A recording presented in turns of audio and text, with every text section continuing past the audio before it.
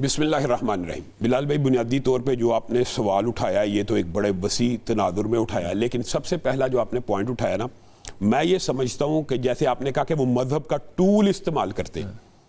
بنیادی طور پہ یہ جو غیرت یا اس طرح کی باتیں ہیں, یہ معاشرتی یا قبائلی جو رسوم و رواج ہیں, ان کا اصلاً مذہب کے ساتھ کوئی تعلق ہی نہیں. دور تک میں اس کا ایک مثال دوں گا, بڑی عام فہم سب کو سمجھ آ جائے گی.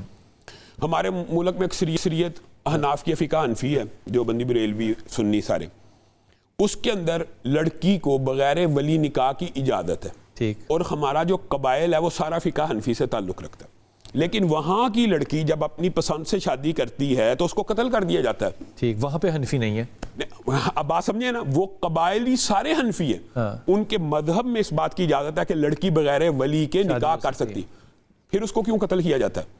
اس کا مطلب ہے مذہب کا اس بات سے تعلق سرے سے نہیں ہے, قبائلی رسوم و رواج. جو دوسرا آپ نے پوائنٹ کیا نا کہ ہمارے کلچرل ڈائنامکس شاید ایسے ہیں, یا ہماری معاشرتی نارم یا ہماری خود ساختہ اخلاقیات ایسی ہم نے بنا لی ہیں. اس میں ایک بڑا میرے خیال میں کمزور جملہ ہم بھی استعمال یہ کرتے ہیں کہ اسلام کی تعلیمات ہوں گی تو ختم ہو جائے گا. نہیں, وہ رسومات ہیں, اس کا اسلام سے تعلق نہیں ہے نا.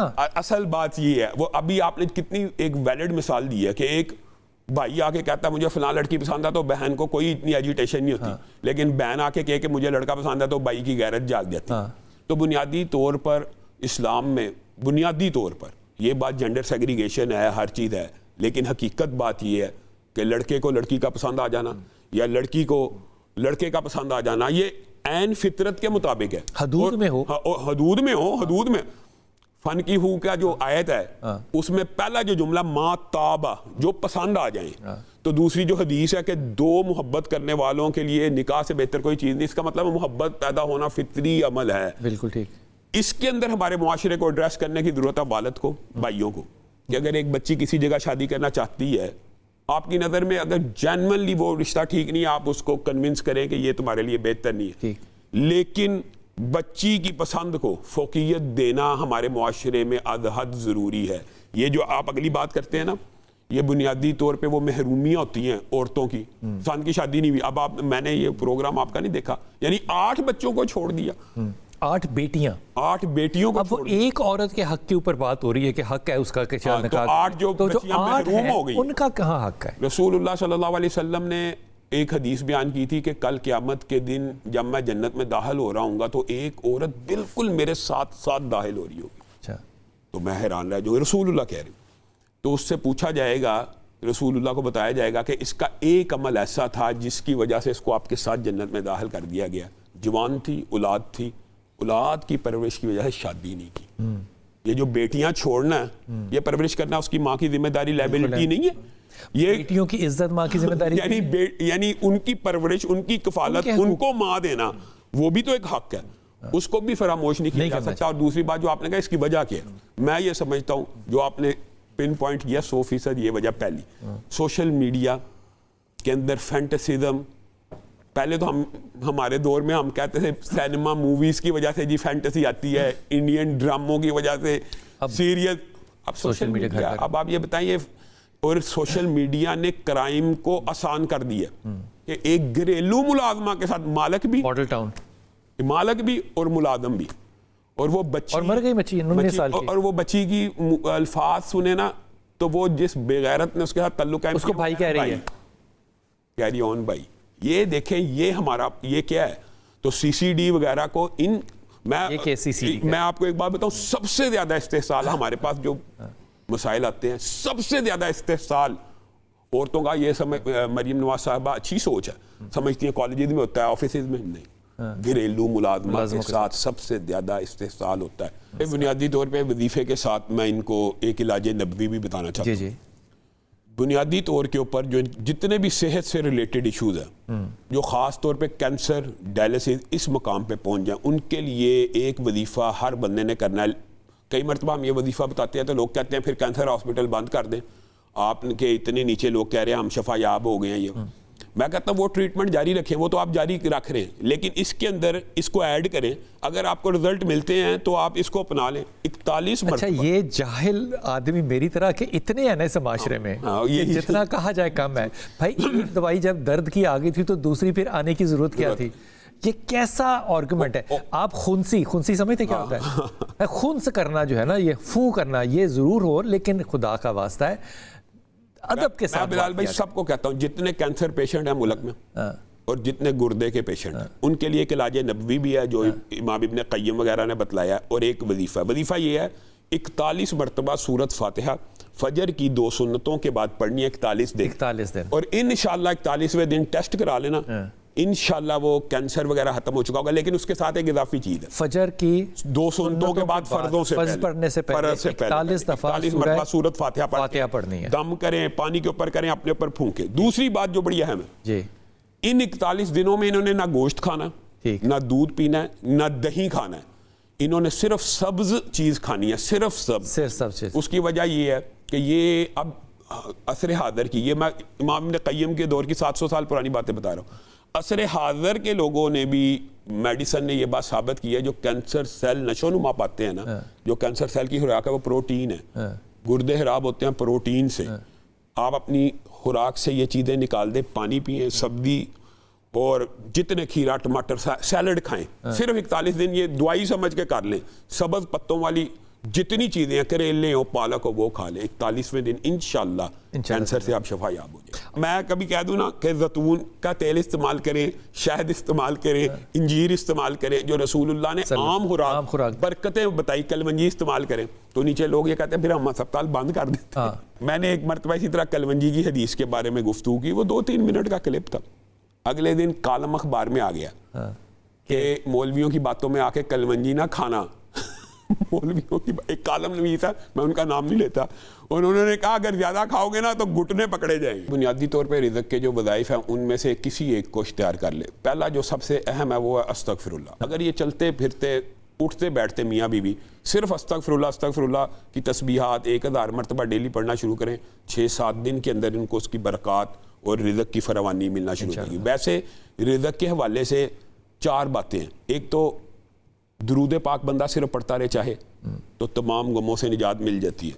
دوسری یہ ہے کہ سبحان اللہ والحمد للہ ولا الہ الا اللہ واللہ اکبر ولا حول ولا قوت الا باللہ، یہ کلمہ اس سے رزق حلال آتا ہے. اور یہ جو ہے استغفار کے جتنے بھی وظائف ہیں، استغفر اللہ سب سے چھوٹا ہے، استغفر اللہ الذی لا الہ الا هو الحی القیوم واتوب الیہ اس سے بڑا ہے، پھر سید الاستغفار ہے. آپ چلتے پھرتے استغفر اللہ پڑھیں، انشاءاللہ رزق حلال وافر. بلال بھائی بنیادی طور کے اوپر جب کوئی بندہ ہلوسینیشن کی سٹیج پہ پہنچ جائے نا کہ مجھے کوئی چیز نظر آ رہی ہے، پھر اس کا بالمشافہ جو عامل ہوتے ہیں یا ڈاکٹرز کہہ لیں یا جیسے آپ نے کہا سائیکیٹرسٹ، ان کے ساتھ سیشن بڑا ضروری ہوتا ہے کہ اس کو جج کرے کہ یہ ایکچول دیکھ رہا ہے یا اس کے تصوراتی یا خیالاتی. بظاہر جو ان کی گفتگو سے مجھے یہ بات نظر آئی ہے کہ ان کو جو معاملات ہے ایکچول انہوں نے ایگزسٹنس فیل کی ہے اور یہ محسوس کرتے ہیں کہ ان کے اندر چیزیں. تو ایک بات 18 سال گزر گئے ہوں، 20 سال گزر گئے ہوں، آپ کے اندر جنات ہوں، اسیب ہوں، یا آپ کو یہ وہم ہو یا چیزوں کا، تو ایک نہایت اہم وظیفہ ہے اور یہ بڑا آسان ہے. آپ نے کل ملا کے یہ چیزیں 8 ہیں، بعض حکماء یعنی عالم 7 بتاتے ہیں. سورت فاتحہ پہلی چیز، سورت بقرہ کی آخری 2 آیات دوسری چیز، آیت الکرسی تیسری چیز، اور آخری 4 کل ملائیں گے یہ 7 بنتے ہیں. لیکن بعض علماء اس کے اندر جادو، جنات اور جو بڑے سخت قسم کے جادوگر یا جنات ہوتے ہیں نا، ان سے بچنے کے لیے سورت کہف کی پہلی 10 آیات کہتے ہیں. 4 کل تو ہماری معاشرے میں رائج ہیں، مائیں ہماری جو بڑی عورتیں تھیں وہ بچوں کو پڑھوا کے سوتی تھی. سورت فاتحہ اور آیت الکرسی بھی مسئلہ نہیں، اور سورت بقرہ کی آخری 2 آیات آمن الرسول والی، سورت کہف کی پہلی 10 آیات. کوئی بندہ یہ سمجھتا ہے میں عامل کے پاس نہیں جا سکتا، میں رقیہ شریعہ یا دم نہیں کروا سکتا، یہ 8 چیزیں اپنے اوپر خود دم کر کے کر لے. میں قسم کھا کے گارنٹی دے کے کہتا ہوں 20 سال پرانا جن ہو، 20 سال پرانا جادو ہو، یہ علاج خود ہو سکتا ہے. لیکن ان کو میں یہ ریکمینڈ کرتا ہوں کہ اگر یہ چاہتے ہیں یہ جمعے کے دن آئیں، ان کو میں اپنے ادارے میں چیک کرواؤں گا. اگر ان کے اوپر کوئی چیز ہوگی، ان کو 1-2-3 سیشنز کے بعد یہ ساری چیزیں انشاءاللہ ختم ہو جائیں گی. لاہور کی بات کریں، لاہور میں لارنس گارڈن کے سامنے نہیں، یو ای ٹی ہاؤسنگ قرآن و سنہ اسلامک سینٹر میں. ٹھیک ہے، یہ کوئی مسئلہ نہیں ہے. یہ میں آپ کو بتاؤں یہ کوئی مسئلہ نہیں ہے. یہ اللہ کے فضل سے خود پڑھنا چاہتے ہیں، یہ 8 چیزیں آج سے شروع کریں، 7 دن بعد آپ کو خود کال کر کے بتائیں گے سب بھاگ گیا. مکھی وغیرہ جو چیزیں ان کو فیل ہوتی ہے کہ دھکا دی. اچھا یہ کئی باری بلال بھائی ہم نے پیشنٹس کو دیکھا ہے کہ وہ جو دھکا دینے والی چیز ہوتی ہے نا، وہ بھی برین کے اوپر ایسی حاوی ہوتی ہے انسان خود گرتا ہے. کئی دفعہ وجود ہی نہیں ہوتا اور کئی دفعہ وجود ہوتا ہے. قرآن پاک میں 2 سے 3 واقعات ہیں. ایک واقعے کی طرف اشارہ کرتا ہوں جس میں اللہ تعالیٰ نے بانجھ کا ذکر کیا. عجوز عقیم, عورت بانجھ تھی اور خاوند بوڑھا تھا, تو وہاں پہ ان کے منہ سے یہ دعا نکلی, ربی لا تذرنی فردا وانت خیر الوارثین. ربی لا تذرنی فردا وانت خیر الوارثین. میں آپ کو گارنٹی دیتا ہوں یہی بندہ اگر یہ وعدہ کرے, یہ میاں بیوی 40 دن ہر نماز کے بعد 313 مرتبہ ربی لا تذرنی فردا وانت خیر الوارثین پڑھیں گے, اللہ کے فضل و رحمت سے اللہ ان کو اولاد دے گا. یہ کر کے دیکھ لیں, ہر نماز کے بعد 313 کا عدد پورا کرنا ہے اور ہر نماز کے بعد پڑھنا ہے. اور اگر ایام کے عورت کے ہوں تو 40 دن پورے کرنے ہیں, مرد نے 40 دن پورے کرنے ہیں. وہ ان دنوں میں چھوڑ دے پھر 40 دن. اور دوسری دعا اس کے ساتھ اگر 1 دفعہ 2 دفعہ پڑھ لیا کہ ربی حبلی من الصالحین. یہ حضرت ابراہیم بھی بوڑھے تھے اور اس وقت بانجھ تھے, بیگم بھی بانجھ تھی, وہ بھی بانجھ تھے. تو پھر وہاں پہ حضرت ابراہیم کے دل میں خیال آیا کہ اللہ تعالیٰ نے اب مجھے ہر چیز تو دکھا دی, ہدایت دے دی, تو ربی حبلی من الصالحین. یہ پورا واقعہ بھی عید کے ریلیٹڈ. تو فبشرناہ بغلام حلیم, اللہ تعالیٰ نے ان کو بیٹا اسماعیل بھی دے دیا. تو لیکن دینے کے وقت جب محبت نے جوش مارا تو اللہ نے کہا چھوڑا پہلے مکہ. پھر جب جوش مارا فلما بلغ معہ السعی, جب آگے پیچھے دوڑنے لگا تو کہا یا بنی انی ارا فی المنام انی اذبحک. اب تو خواب آ گیا, میں آپ کو ذبح کر رہا ہوں. فانظر ماذا تری, آپ کی کیا رائے ہے؟ تو انہوں نے کہا قال یا ابت افعل ما تؤمر. وہ بھی نبی, کیا بات ہے باپ, آپ وہ کریں جو اللہ نے کہا ہے. جو بھی بندہ یہ شکایت کرے پہلے میرے پاس نعمت تھی پھر زوال نعمت آ گئی, تو اس کے لیے وظائف رسول اللہ نے الگ بتائے ہیں. اگرچہ رزق حلال والے وظائف بھی یہ کریں, لیکن پہلے اچھا کام تھا پھر ختم ہو گیا, تو اس کے لیے پہلا وظیفہ رسول اللہ نے یہ بتایا کہ وہ بندہ پڑھے کثرت کے ساتھ انا للہ وَإِنَّا إِلَيْهِ راجعون. اور اس کے ساتھ یہ دعا ملائے اللہم اجرنی فی مصیبتی واخلف لی خیرا منہا. اے اللہ مجھے اس مصیبت کا اجر دے اور اس سے بہتر دے, نعم البدل دے.